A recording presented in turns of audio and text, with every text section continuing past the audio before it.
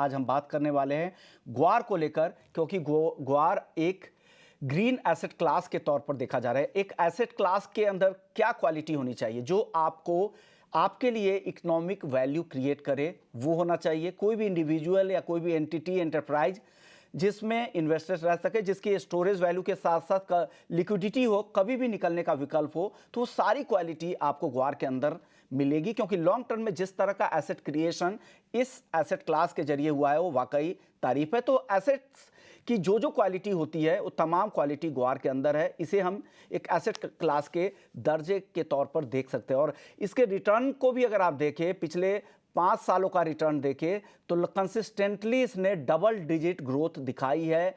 10 से लेके 17-18% तक सालाना रिटर्न इसमें कैश एंड कैरी लेवल पे देखने को मिले। तो बढ़िया रिटर्न ग्वार सीड और ग्वारगम में एसेट्स में मिला। और मल्टीपर्पस कमोडिटी है ग्वार सीड को अगर आप देखें तो पशु चारे से लेकर घरों में सब्जियों के तौर पे इसका इस्तेमाल होता ही है। इसके अलावा जो ग्वारगम, जो इसके अंदर के जो सीड्स होते हैं, छिलके उतार कर पीस कर जो चूर्ण बनते हैं, जो ग्वारगम है उसका इंडस्ट्रियल यूजेज इतना वाइडर है। तमाम तरह की इंडस्ट्री, चाहे वो ऑयल एंड गैस के ड्रिलिंग के प्रोसेस में इसका इस्तेमाल होता हो, चाहे पेपर, टेक्सटाइल, तमाम इंडस्ट्री में इस्तेमाल होता है। तो इतनी बड़ी कमोडिटी है, दुनिया में सबसे बड़े हम उत्पादक है। 80% से ज़्यादा उत्पादन अकेले भारत करता है। ऐसे में एक्सपोर्ट जब हम करते हैं तो रिस्क भी काफ़ी ज़्यादा होते हैं। कभी डिमांड रही, कभी नहीं रही। तो कारोबारी हो या किसान हो, सबके पास तमाम तरह के रिस्क मौजूद होते हैं। ऐसे में अगर रिस्क है तो उस रिस्क को फिक्स कर कैसे किया जा सकता है, कैसे उस रिस्क को कम किया जा सकता है ताकि आपका कारोबार मजबूती के साथ चलता रहे, पूरे वैल्यू चेन कैसे इसको मजबूती दे सकते हैं, इसी पर चर्चा करेंगे। हमारे साथ अंकित चांगिया हैं, सीईओ हैं श्री बालाजी मल्टी कमोडिटीज़ के। शुक्रिया अंकित, एक बार फिर से आपका। लगातार आप कोशिश कर रहे हैं हमारे दर्शकों को जागरूक करने की। वैल्यू चेन से जितने भी जुड़े लोग हैं सब आपके जरिए जागरूक हो रहे हैं। अब आसान भाषा में हमें बताइए कि जो ग्वार से जुड़े कारोबारी हैं, किसान हैं, वो अपने रिस्क को कैसे कम कर सकते हैं डेरिवेटिव टूल्स के जरिए। धन्यवाद सर। देखो, ये एनसीडीएक्स की पहल है, आपकी ईटी नाउ की पहल है, जिससे हम दर्शकों को एक जागरूक करना चाहते हैं कि जैसे वो इन टूल्स का यूज़ करें। एनसीडीएक्स जो है एग्री कमोडिटी के अंदर एक बहुत अच्छा टूल हमें प्रोवाइड करता है, जो और किसी एक्सचेंज में हमारे पास है ही नहीं। हमारे पास एक ऐसी प्लेस है जहाँ पर फार्मर्स, चाहे उसका ट्रेडर, चाहे उसका प्रोसेसर, एक्सपोर्टर, कोई भी स्टेक होल्डर जो भी इसके अंदर काम कर रहा है, वो सब इसको अपना रिस्क को हेज कर सकते हैं। किसी को बाइंग रिस्क है, किसी को तेजी से रिस्क है, किसी को मंदी से रिस्क है, किसी को स्टोरेज की प्रॉब्लम है। तो ये एक डेरिवेटिव टूल है जो सब चीज़ों का रिस्क पूरा कर देता है।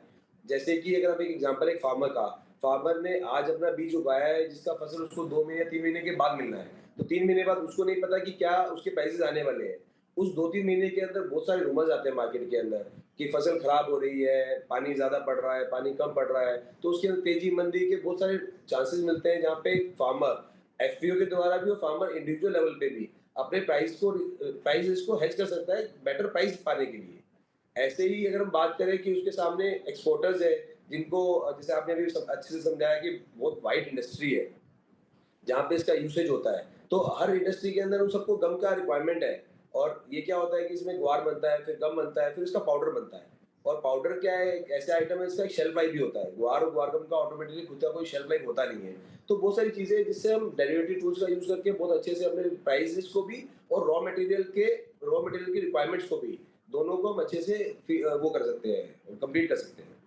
ओके, आपने काफ़ी अच्छे तरीके से समझाया कि कैसे आप अपने रिस्क को डेरिवेटिव टूल्स के जरिए ख़त्म कर सकते हैं। सर, लेकिन कुछ खबरें ऐसी होती है जो ग्वार के मार्केट पर काफ़ी असर होती है। जैसे हम बात भी कर रहे थे मॉनसून को लेकर, मॉनसून से काफ़ी ज़्यादा कनेक्शन होता है। इसके अलावा और कौन कौन से ऐसे ट्रिगर है जिन पर जो वैल्यू चेन से जुड़े हुए लोग हैं उनको नज़र रखनी चाहिए?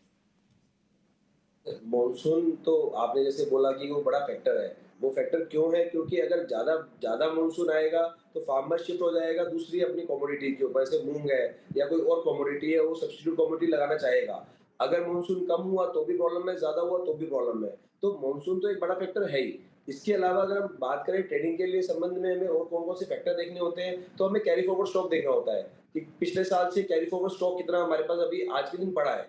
फिर हमें ये देखना पड़ता है कि एक्सपोर्ट का डिमांड जैसा है। अगर मान लो अगर आपको लगता है कि एक्सपोर्ट का डिमांड वीक है, तो उससे ऑब्वियसली प्राइसेज़ में गिरावट का रहने के चांसेस बढ़ेंगे।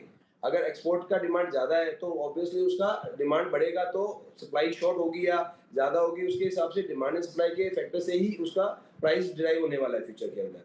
फिर एक ग्वार का क्वालिटी है। जैसे क्या है कि ये तो हर साल आपको ज़मीन से पैदा होना है, तो हर साल इसका एक जैसा क्वालिटी नहीं आता। कभी इसका क्वालिटी अच्छा होता है, कभी इसका क्वालिटी कम होता है। पर बीघे के अंदर जितना इसका बुगाई होती है, उसके ऊपर इसको कैलकुलेट किया जाता है। तो बहुत सारे ऐसे फैक्टर्स हैं जिसके अंदर मानसून के अलावा भी आपको देखना पड़ता है कि क्या हो रहा है, क्या नहीं हो रहा। जैसे अभी ताज़ा अगर हम बात करें तो बिजगोर करके जो ये आया था गुजरात में, तो उसका इम्पैक्ट राजस्थान में पड़ा, जिसके अंदर हमने एक लोअर भाव आते हुए देखे ग्वार गम के एंड ग्वार सीड के, जो कि हमें नहीं लगता कि ये इस बार सस्टेन करने वाले हैं। वो हमें लगता है कि वो लोएस्ट भाव दिख गया हमें इस बार। ओके। अब अंकित, मैं एक सवाल में दो जवाब आपका चाहूँगा। सवाल ये है, मैं अगर किसान हूँ, मुझे वेयरहाउस में माल रखना है, लेकिन मेरे पास रिस्क ये लग रहा है कि दाम कभी भी कम हो सकते हैं, वो रिस्क हमारे पास है। तो उस रिस्क को कैसे हम करें वायदा बाजार के जरिए कम? दूसरा रिस्क, अगर मैं कारोबारी हूँ, प्रोसेसर हूँ, मिलर हूँ, या मैं ग्वार सीड के बाई प्रोडक्ट का इस्तेमाल करता हूँ, लेकिन मुझे लग रहा है कि दाम कहीं भविष्य में बढ़ ना जाए, मेरी रॉ मटेरियल के कॉस्ट ऊपर ना चले जाए, मेरा इनपुट कॉस्ट ना बढ़ जाए और मेरा मार्जिन फिर कैसे इंटैक्ट रहेगा? तो इन दोनों के लिए, किसानों के लिए और कारोबारियों के लिए, कैसे वो रिस्क कम करें? तो किसानों के लिए तो बहुत सिंपल है। किसानों के पास एक ही ऑप्शन है कि वो एनसीडीएक्स में जाएँ और अपने फ्यूचर्स के अंदर अपना सेलिंग पोजीशन बना लें। जब उनका माल आएगा और जो उनका सेलिंग पोजीशन है, जब वो अपना माल बेचेंगे मंडी के अंदर, तो अपना सेलिंग पोजीशन स्क्वायर ऑफ कर लें। तो किसानों को तो बिल्कुल भी कुछ सोचना ही नहीं है, उनका तो क्लियर कट यही सिस्टम है। बट जब हम व्यापारियों की बात करते हैं, तो उनके पास बहुत सारे ऑप्शंस बढ़ जाते हैं। जैसे अभी आपने बताया कि कैश एंड कैरी के अंदर 12 से 15% और सालाना 17% ऊपर तक का भी रिटर्न आया।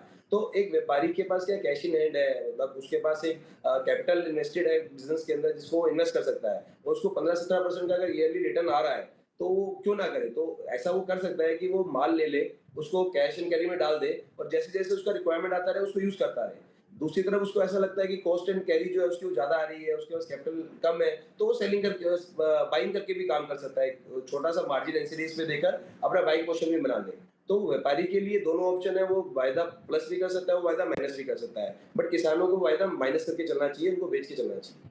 यानी फ्यूचर्स के प्राइस को लॉक करने का यहाँ पर आपको विकल्प आपको मिल जाता है वायदा बाजार के जरिए। अब प्राइस रिस्क सबसे बड़ा रिस्क होता है, वो रिस्क आप डेरिवेटिव टूल्स के जरिए कम कर सकते हैं। शुक्रिया अंकित, आपका एक बार फिर से आपने लोगों को अवेयर किया, बताया कि कैसे इस टूल्स का आप इस्तेमाल कर सकते हैं।